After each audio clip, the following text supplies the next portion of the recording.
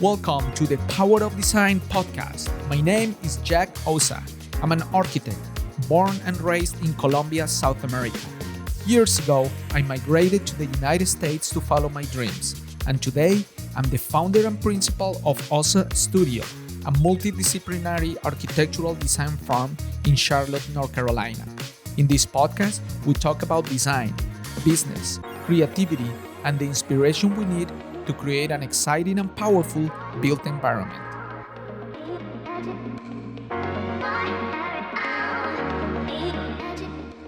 Today's guest is Aleksandra Degernes, a leader reshaping how international talent connects with opportunity in the U.S.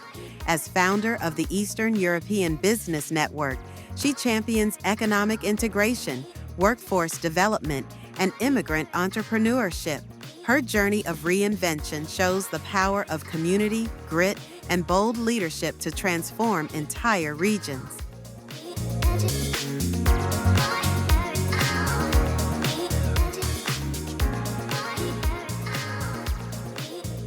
Aleksandra, Yes. welcome to the Power of Design podcast. Thank you. How are you today? Good.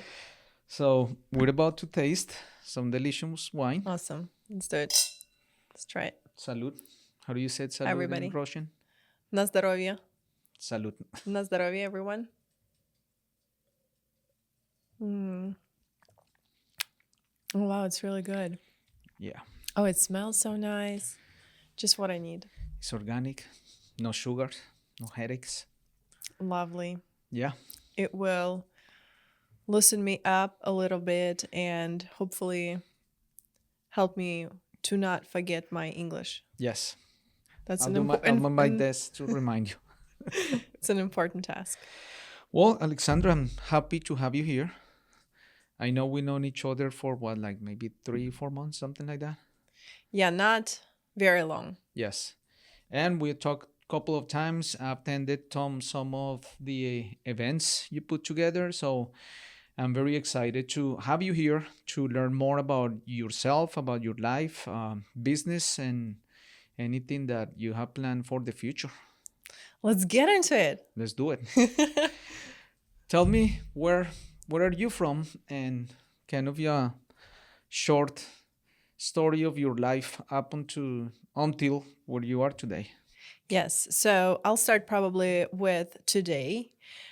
Today, I am the founder and the president of the Eastern European Business Network, which Nice. is a local chamber of commerce. And our mission is to build bridges of employment and business opportunities for the Eastern European community, locally and outside of the US. Nice. So that's what I do today. And you asked me a little bit about my story. Yeah. It's a long story. And I'll start probably with mentioning that I am originally from Russia. I was born and raised in Russia. And I usually start with that. And it's like an elephant I need to address Yes. every time. Because by now, listeners are probably trying to figure out where's her accent from. Yes. Well, if I really make my accent sound like this, probably Yeah, there's it's no easy to tell now. there is no questions right away. Yeah, but I know I have very soft accent, and some people think, oh, maybe she's from Germany, or is Yeah. she from Switzerland? So born and raised in Russia, moved to the U.S. in 2013. In Russia, but where? It's Yes. a big country. Yes, it is very big country. Yeah. I grew up in a city that is called Nizhny Novgorod. It's a mid-sized town. Fun fact about Nizhny Novgorod is that, well, first of all, it was the city is located about 5-6 hours away northeast of Moscow. Okay. Established geography right away. Yes. Okay. And the fun fact about the city is that it used to be a closed town. What it means is that nobody could come in, nobody could leave the city because we were producing secret military weapons. So it's a working class town. Well, it was before it opened to tourists and everybody. with many factories that were producing various weapons, perhaps ships, and different, kind of manufacturing area. Interesting. And yeah.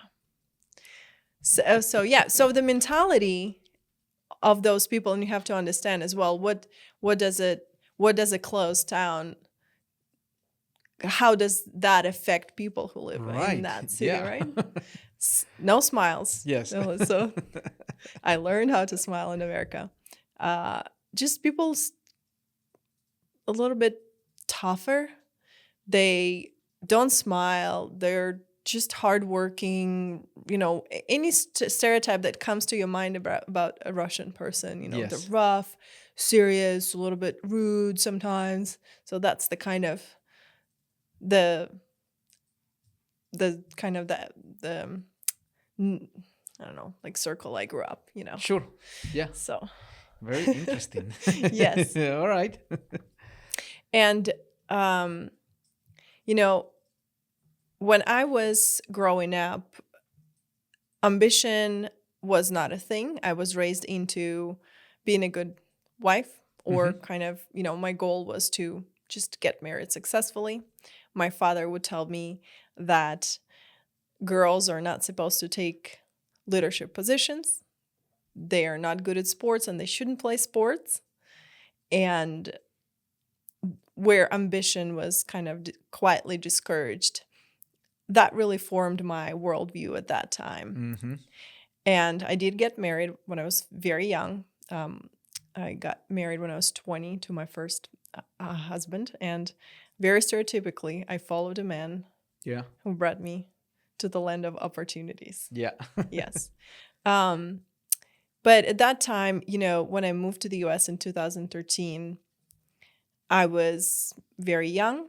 I studied public relations. My first degree is in public relations. It's an associate's degree. But when I moved to the US here, I associate that time with a lot of uncertainty and fear because of the worldview that I was raised into, to be quiet, submissive, just compliant, not ambitious.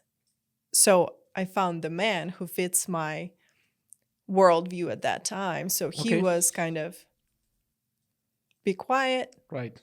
Don't say much. You're nobody without me. Yes. Those are kind of the words that I would hear. So moving to a new country with that kind of person really kind of marks my memories with lots of fear, anxiety, uncertainty. So I didn't really move to the land of opportunities. I just kind of followed into uncertainty. So that was a challenging time when I moved to the US. Wow, that's a lot of information for you there. No, but those experiences are what made you who you are today. Absolutely. So, even if when it happens, it might not have been very pleasant, it had to happen for you to become the person who you are today. And, that's the value of experiences. And, they might not be the best, but sometimes we need to live through that to learn something or to become whoever we need to be. Absolutely. And there was just lots of also curiosity on my end. I did not travel a lot, and my mom really she invested all of her efforts into educating me and providing me with opportunities to go to best schools and go to university. So that curious mindset was with me even when I was here, not in a very good, stable relationship, supportive relationships. I was here in America, so my journey started with moving to the US. I feel like my life really splits into two pieces. My life before the US. Yeah. Do you have the same kind of? of? Yeah, of course. Okay. Yeah. Yeah, and after. So I feel like I was reborn when I moved to the US. Not right away. Yeah. But with some challenging things. Again, imagine you are moving to a new country. Yeah. You don't have the support system, no friends, no family. Right. The closest person does not quite the supportive one. You don't speak the language. Yeah. You have no career path. You don't even understand which career path to choose. Yeah. You don't understand the system, how things work. How things work. Yeah. No cultural understanding. So that was a lot. And even right now, talking about this, I feel kind of my anxiety levels raising that up. makes sense. I did a podcast last year in November with a friend of mine. He's Colombian as well. And we did the podcast in Spanish, and we call it La Ventaja del Inmigrante, which means the advantage of the immigrant. And part of what we talked about in that podcast was that when you're an immigrant, and I agree with you, you need to reborn.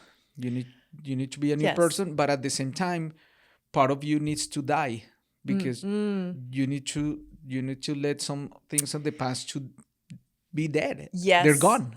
Absolutely. So it's a double win because you're getting rid of a bunch of things, but at the same time, you're getting new things. And I know a lot of people that are immigrants that they never really arrive because they're always thinking about their family, what's happening in their country. They're watching the news in their country. Like they never really get here. Yeah. Because you need to fully detach from that past. Absolutely. Yeah.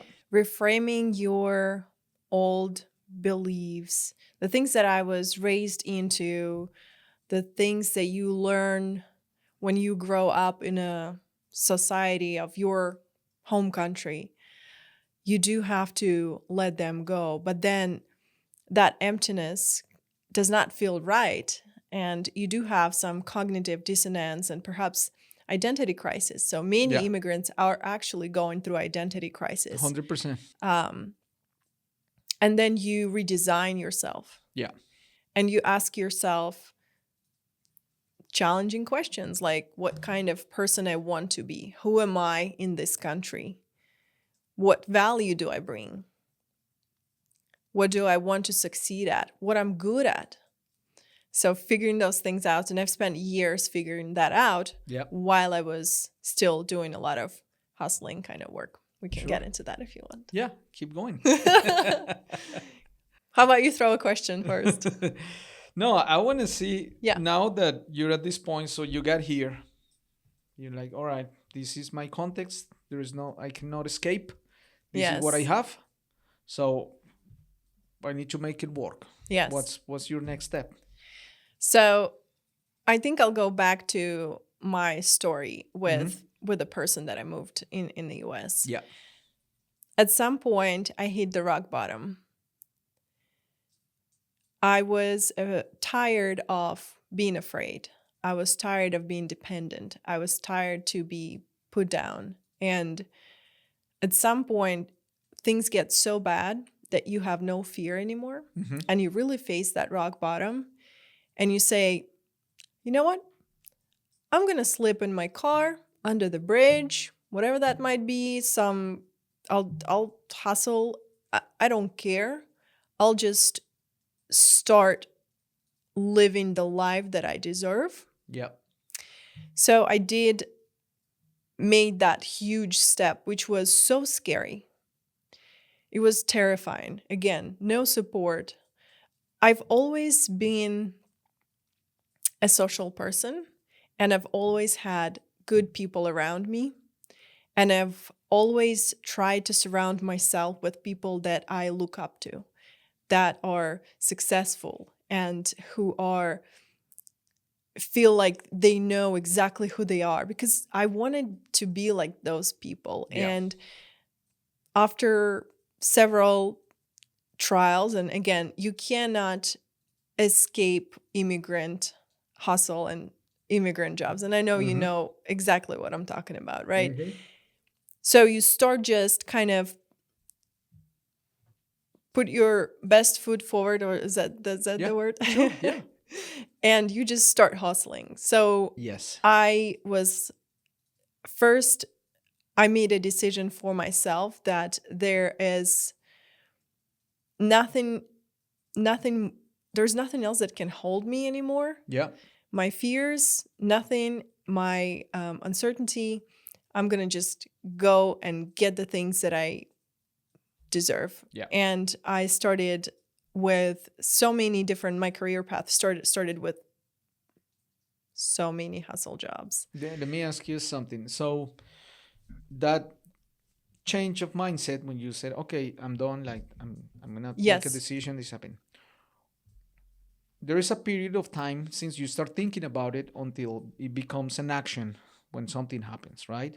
So what do you think was the trigger where you were not like probably 99% and Yeah. that 1% that will throw you over, what, that made you feel like, okay, I know what I need to do and I'm gonna do it, that's it. Yeah. So those things just build up, and there is a trigger, and it was some sort of another fight, or is something else, don't want to get into lots of drama. Yeah. But just another conflict Yeah. that kind of put me into, this is it. This is it. This is Yeah. the last drop. And at some Yeah. point you do feel it because you contemplate on those things, and then you make that step. And I felt so free. Yeah. I felt like I can do anything. And that's when the growth starts. That's And when right. I was That's huge. mopping the floors in a club Pilates, Yes. and working as a front desk Yeah. girl, and cleaning the tables, and I was working nights and passing along brochures during the tax season. Yeah. You want to do taxes? You want to do taxes? It's time to do your taxes. I was so happy. I was absolutely happy, Yeah, of free. course. And that's when the growth starts, and you start hitting one limit after another one, and you just keep growing, and you work on your mindset simultaneously that, oh, I guess I can do more, a little more, and a little more. So you realize that you're not only an actor in your life's movie, but you're also the director. Absolutely. That's exactly what I wanted actually to talk to you about when I was preparing for this podcast, is that at some point you decide that you are not a victim anymore. You are not just an actor. You're not just happen to be in situation and you blame everybody. You figure out what you want. You figure out who you are. You figure out your strengths, what your strengths are, and you just go and get those things that you want for yourself. Amazing. Yeah. That is a great thing to happen for a person, because I don't think every single person in the world goes through that process. Yes. I think some people, they never find out. I don't know how to think about those experiences exactly. From one side, I'm grateful. From the other side, I feel like I'm 85 years old. They made me much wiser. So by 25 or 7 years old, I was like, I lived, 2 lives. I immigrated from Russia to the US. That was the whole experience, living abusive relationships. That was another kind of, exactly what the red flags are in people, and I started, I've always been a fan of psychology, and I had to go to a psychologist, right, to a therapist to work on my own thoughts and feelings and all of those things, and read lots of literature on that. Yeah. So you just kind of, Do the work. So I guess I would lean towards that I'm more grateful for those experiences, because I just choose to look at things from the positive side. I do have that positive mindset, and it's just the way I prefer to look at things. Yeah, it's the best way. Well, the next step. What was the next step? Yeah. Yes.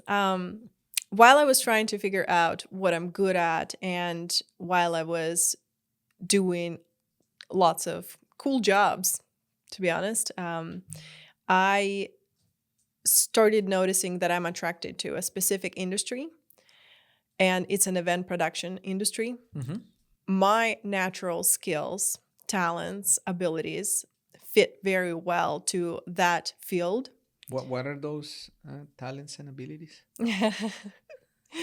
Organized, disciplined, good team player, and I love seeing the product of my work, Okay. the finished product. So the event production industry is a great industry for someone with those skill sets. However, it's also a good industry for entering for like a foreign professional. Yeah. They always need people, so it's an easy industry to access. And I started, working private events, experiential marketing events, festivals. So I started gaining experience, gaining confidence, which aligned very well with what I want to do in my life. Making connections. Absolutely. Absolutely. Meeting people. And I worked for several large corporations. I worked as independent contractor. And again, as I mentioned, I've always been a social person. So networking has always been a big part of my work. And at some point when I worked as an event sales manager for a large corporation in Los Angeles, Yeah. I really grasped on the strategy of networking, and which is a big cultural learning for me, Yeah. because for us Eastern Europeans, we are cold. There's no small talk. Again, we don't smile. I mentioned that. It's still, those things are still true. So I did learn a lot while I was working in the event production industry, meeting people, Yeah. doing event sales. Interesting. Loved it. Yeah. What city was that? LA? Los Angeles. Oh, nice. Yes. Yeah. That's a great place for that kind of industry. And hustling in general. Yes. There are so many opportunities, and it's just fun to be in LA Yeah. in your 20s. I know. And then you're like, oh, I want a backyard. Yeah. So how did you end up here in Charlotte? So my husband's family lives in Charlotte. Okay. My second husband, lovely American. His name is Eric. And he's actually a private jet pilot. He's a captain. And he did fly a lot in Los Angeles, and we met in Los Angeles. And we've been together for 12 years, probably over 12 years.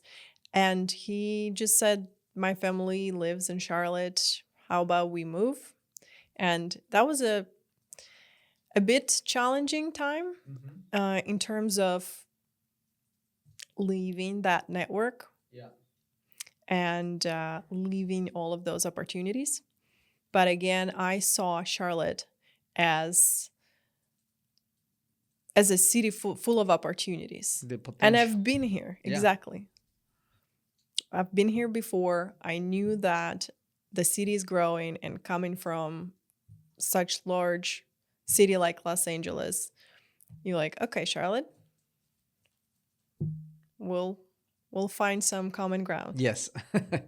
Yeah, man, that's So we moved here in 2019. that makes a lot of sense. When I came here for the first time, I was in Atlanta. From Colombia, I went to Atlanta. I was there for a month. And I came to Charlotte to visit a friend. I didn't know Charlotte. So I came with my younger brother. And we came for a weekend to visit. We came for that weekend, never left. Yeah. Stay forever. The first time I saw Charlotte, 20 years ago, when I saw the city, I fell in love immediately. I told my brother, we're not leaving. What did you like? The first thing was how much green is here, nature. There's green everywhere. There are trees. And I grew up in Bogota, that is a massive city with 9 million people. Oh, wow. So there are not a lot of green spaces, and there are like parks here and there, but not like this, the trees and everything. That was the first thing that I really love. And that the city is very clean, and me being an architect, I pay a lot of attention to the urban environment. I saw everything was clean, no like street dogs or homeless people. There's all these things that I was not even graffiti. While we were there in Colombia, like I was used to this noise and visual noise Yeah. that this felt peaceful to me. Mm. And I think because it fits my personality, I'm an introvert. I'm like pretty even, calm. Yeah. And when I saw the city, I said, this is my context. I'm not leaving this thing. Yeah. Charlotte is great. Yeah, I love it.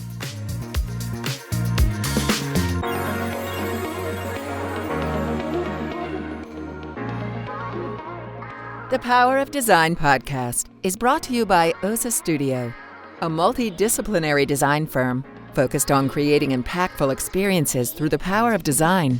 We partner with our clients to create buildings, interior spaces, brands, and strategies that help you deliver a successful project. As a minority-owned firm, we are committed to building a diverse platform of curious and driven design professionals so we can together pursue our full potential.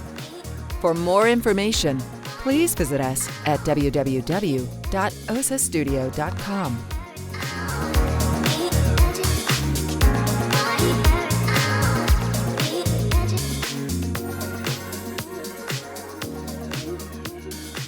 I do love the city.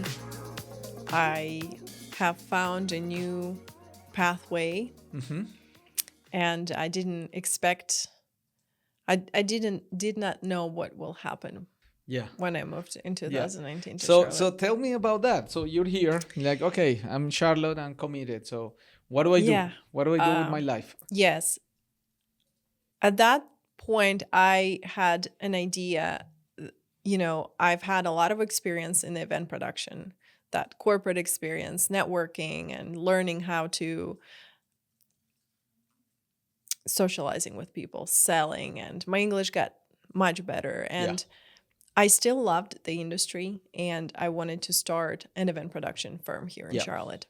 I knew the city's growing, and a few months later, COVID-19 happened. Oh, perfect. Events, huh? Yes. During COVID-19, exactly. So, I decided to repaint all of the walls in the house.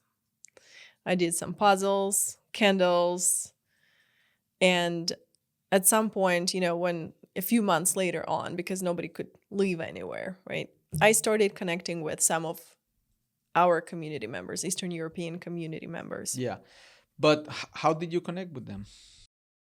Social media. Okay. So there are dozens, hundreds of thousands Eastern Europeans in different groups here in Charlotte. Yep. Not dozens, like literally thousands. There's one group that I'm a part of. There are about 15,000 Eastern Europeans in Charlotte. Wow. That's just a specific, themed group. Yeah. I started connecting with them, meeting people for coffee, again, socializing. I'm not an introvert. And I came to a realization that many of the people that I meet, they are going through similar experiences that I've been through. They are going through the same challenges. Yeah. And I do love sharing the knowledge, the expertise, uplifting people, inspiring people. So I started creating smaller networking sessions and educational sessions and seminars. At the same time, I decided to go back to school, and I decided to get involved with a specific research in sociological department in UNC Charlotte, at UNC Charlotte. I did this research under the honors college guidance, underemployment among highly educated immigrant professionals. Yeah. That was a big inspiration as well. And that was the area of my interest. And then I was offered a scholarship for my master's in business management, again, at UNC Charlotte. And again, at the same time, I would bring people together, share the knowledge, connect. Yeah. So when you think about events, event planning is just bringing people together. Yes. I was doing the same things while I was in school. Mm-hmm. I'm a natural connector. Now I know that my passion and my role in this life is to bringing people together and connecting them, connecting them to knowledge, to opportunities. And after completing my master's, after consistently hosting business networking and educational sessions and different events in my community, I've brought together over 500 Eastern Europeans in the city. Nice. And at that point, I started seeing the new path. Our community lacks representation. Check. Yeah. Our people are looking for connections, business connections. Right. They are looking for growing their businesses. Mm-hmm. We are highly educated, entrepreneurial community. Yep. Many people are looking for work.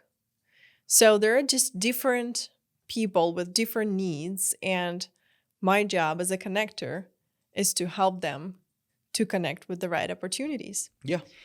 So the path was clear. And at the same time, I've been building connections in the American market. I joined the Community Relations Committee at the City of Charlotte. I was a part of alumni network at UNC Charlotte. I was attending networking events, and I started seeing that American organizations, corporations, do want to be a part of our network. Yeah, of course. That we are a valuable group of people with very diverse value to offer. Yeah. So, absolutely. So we launched our chamber. So it took me about 4 years of consistent work on hosting those events and bringing community members together and building the trust. After 4 years, we launched our chamber in 2024. We launched our chamber last year, and it's been a year since we launched. We work with many organizations, corporations in the city. There are 30 corporate members, investors, individuals, professionals, companies in our network, and we just keep growing.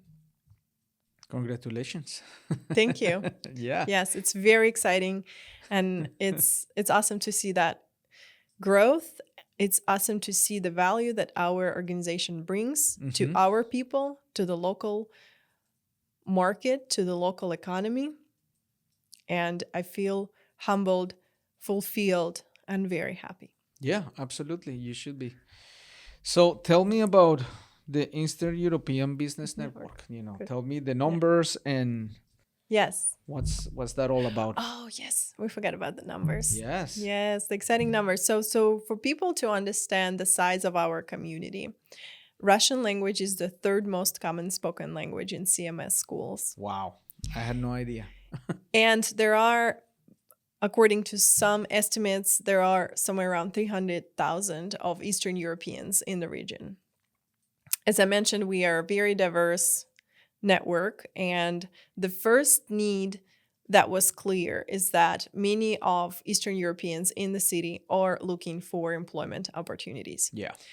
I wanted to start an organization that is led by values, by organizational values that we find important to us, but also I always look at the value our network can bring to the local market, to the local economy.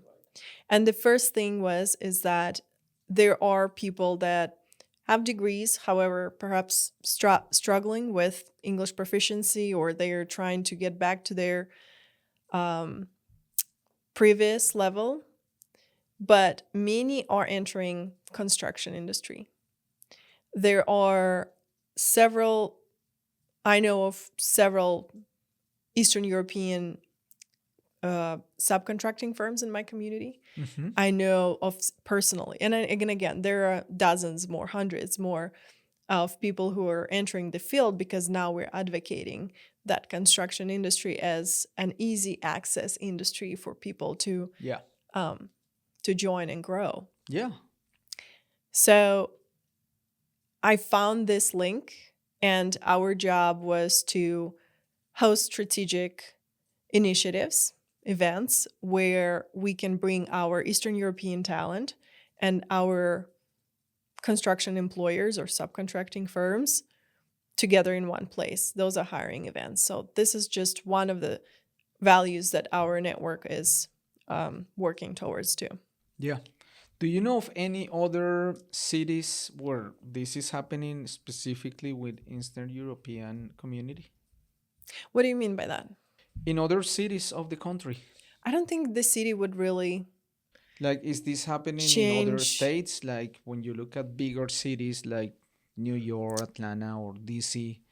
Because Eastern Europeans are all over the United States. Yes. So let me do a sip. Go ahead. So I don't think really it depends on the city. Yeah. It's a trend that persistent among our handy Eastern European male. And it could be anywhere. It could be Texas. It could be Miami and Florida. It could be North Carolina.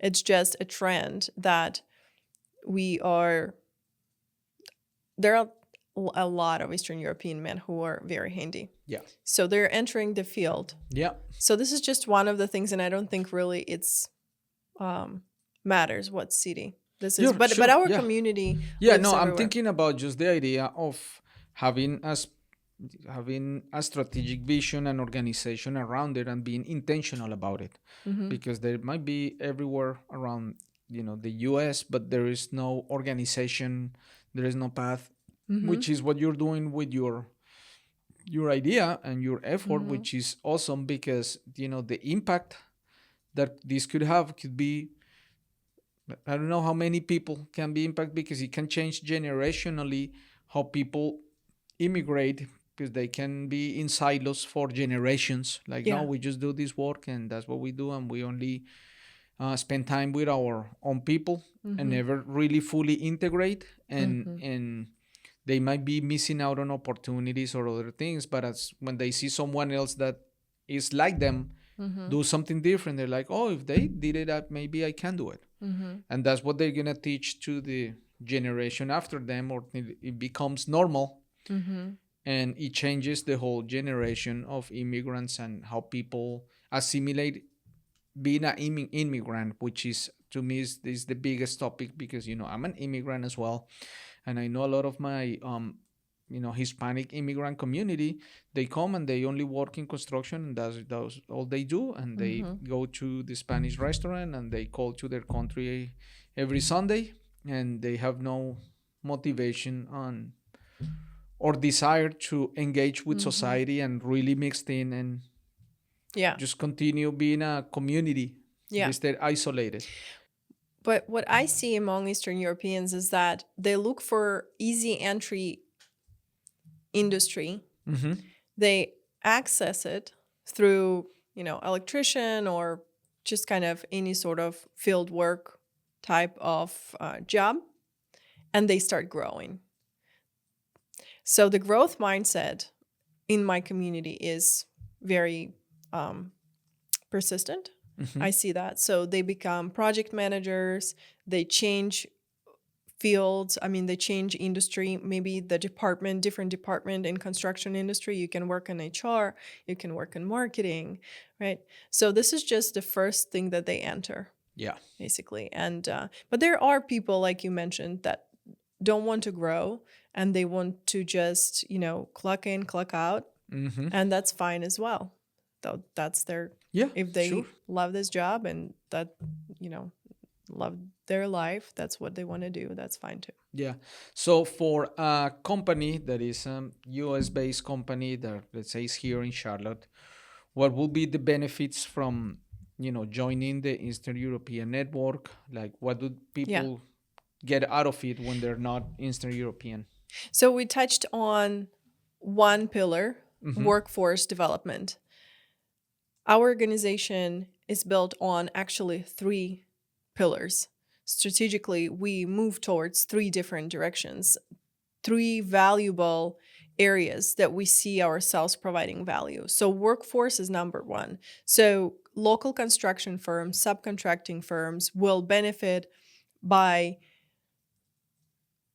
exploring and opening the doors of a very large community of highly motivated, educated individuals who want to work, who are disciplined, who want to grow. So they will benefit from connecting to those individuals. They will benefit with, through relationships, so they can build a pipeline of talent pipeline of individuals who learn about their brand and they have family, friends. And again, this is just one of the benefits. Yes. Workforce development. Number 2 is strategic business networking events, because we also have, that's the other side of our community. And I look at it as a, kind of a very diverse with different facets network. 1 is employment. Number 2, workforce development. Number 2 is business networking. And we have tons of awesome entrepreneurs here in Charlotte, tech entrepreneurs.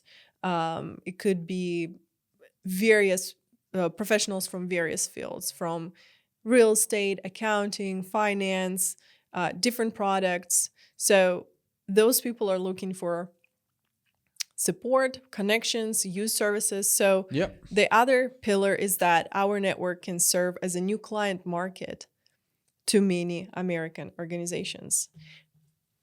New client market among Eastern Europeans, and also connections with American firms as well, because again, our network has a lot of value to offer. So you can expect to network with other Americans in our network. Yeah. And the third, new exciting area that we are moving towards is foreign direct investment and economic development. So workforce, business connections, business networking, and foreign direct investments, economic growth. Our network contributes to the growth of the region. Yes. And one of those examples is that we are working with a Ukrainian manufacturing firm that will be investing $7 million into the local economy, creating 300 jobs. They have done manufacturing in their home country. They're moving here and will be growing and expanding and investing the capital into the local region. So that's another exciting thing. That's amazing. Mm-hmm. So imagine it's 2035 and we're doing this podcast 10 years later. Yeah. And I ask you, tell me about the Eastern European Business Network. What is it doing? 10 years. Yes. Great. So in 2035, I would tell you I had no idea that my work would turn me towards that direction. Because you never know. You don't know what you don't know, and you never know what might happen with your life, really with your business. I mean, you can write a business plan, you can strategize, but trust me, I have been doing this for several years, and I've been a career professional for over a decade. You can plan, you can strategize, but man, then COVID-19 happens or something like that, Yeah. So I'm prepared for anything that comes my way. Yes. Strategically, of course, we would like to continue growing, bringing dozen manufacturing firms from Eastern Europe, having successful cases among our members and entrepreneurs and seeing them growing and having success stories. And we already have success stories. And I see how people grow every single day. That's what motivates me to keep doing the work. Yeah. And just more employer partners, just growing bigger, better, expanding to different regions, working with different states, because right now we're just concentrating on North Carolina. Yeah. Love it. What advice will you give someone that is 20 years old, immigrant, comes here excited about the opportunities and life, and they want to do something big? What advice will you give to that person? That's a good question. I would say adapt curiosity, curious mindset. Be curious. Be true to yourself. Stay humble. Invest in your social capital. Invest in your education. Work hard. And things will come during the right time. Yeah. Just be patient also, I think. Yeah, be patient is a good one. Be confident and be patient. Yes. 'Cause- Confidence comes. yes. It comes with hard work. Hard work gives you resilience. And resilience gives you confidence, Yep. gives you positive outlook on things. Discipline also, I would say. Be disciplined. The values of our network, let me mention this one more thing. Sure. About to wrap up. No, take your time. One thing that I wanted to mention is that at the Eastern European Business Network, we are driven by our values and by the value that we provide. I mentioned the 3 pillars, but in terms of the values that serve as a filtration system,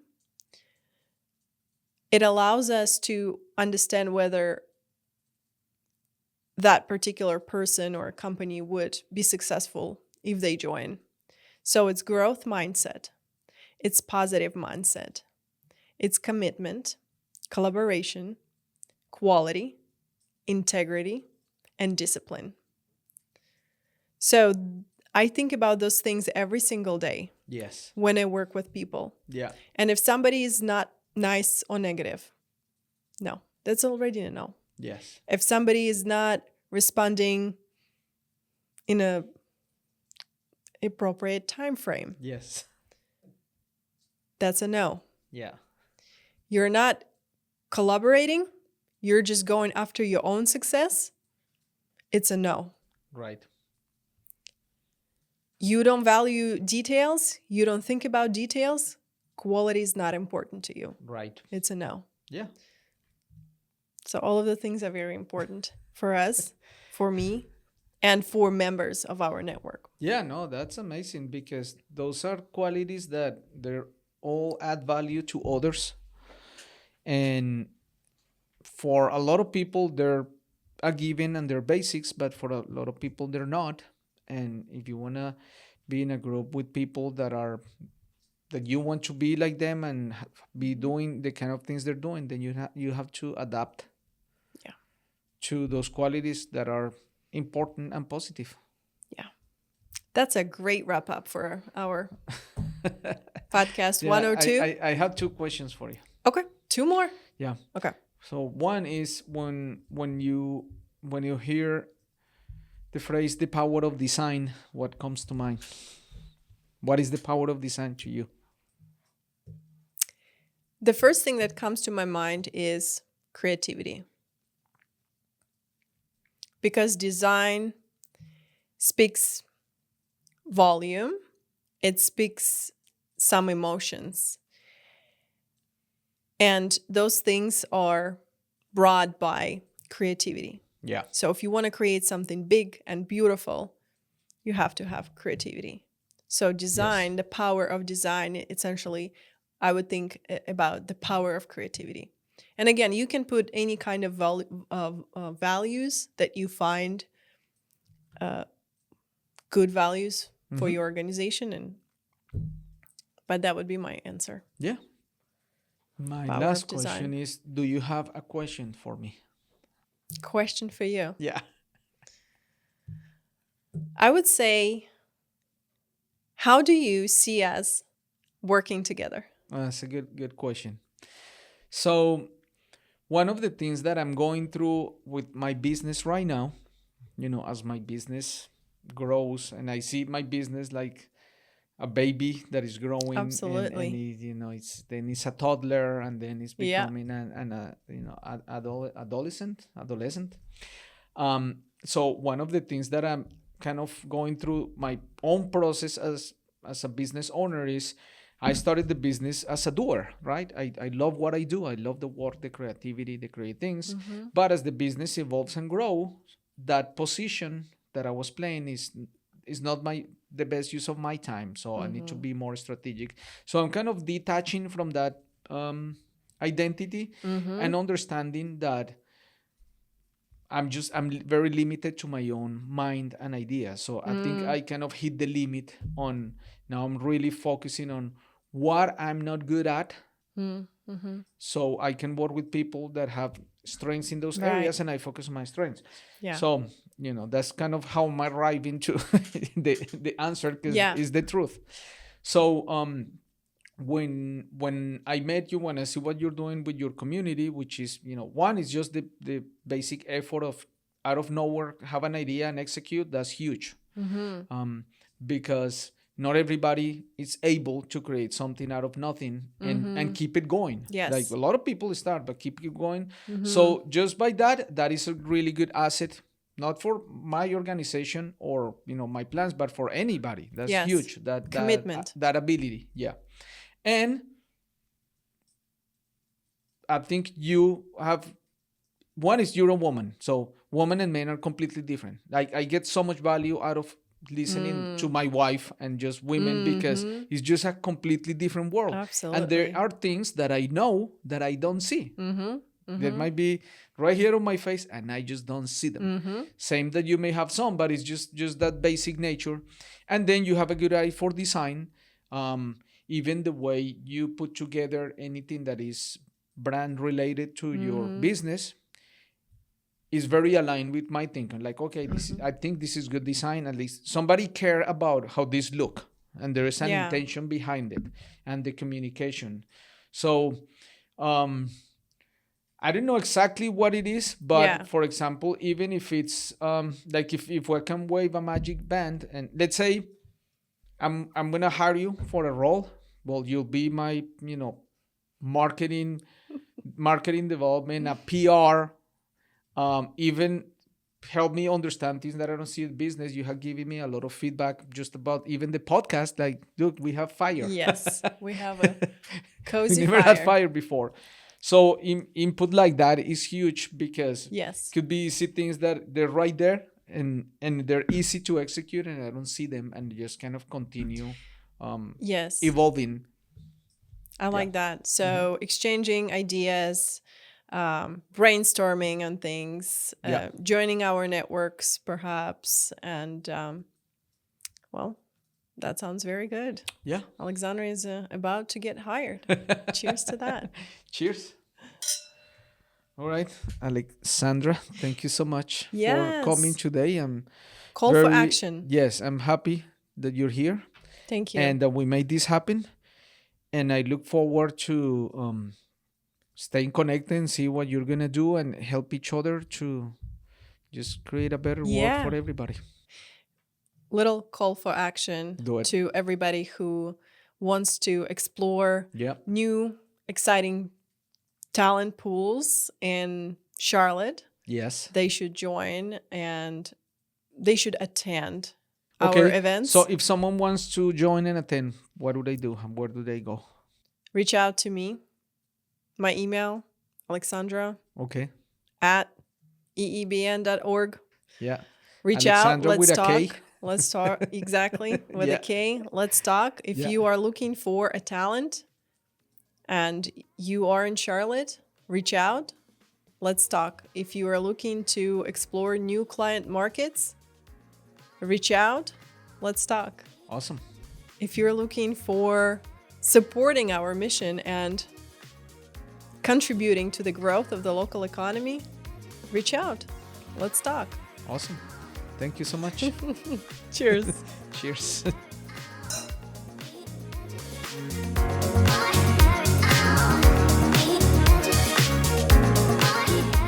Thank you for listening to the Power of Design podcast. Please remember to subscribe, rate and review if you like this content, and find us online at thepowerofdesignpodcast.com. I invite you to join my mission to become a better version of yourself through the power of design.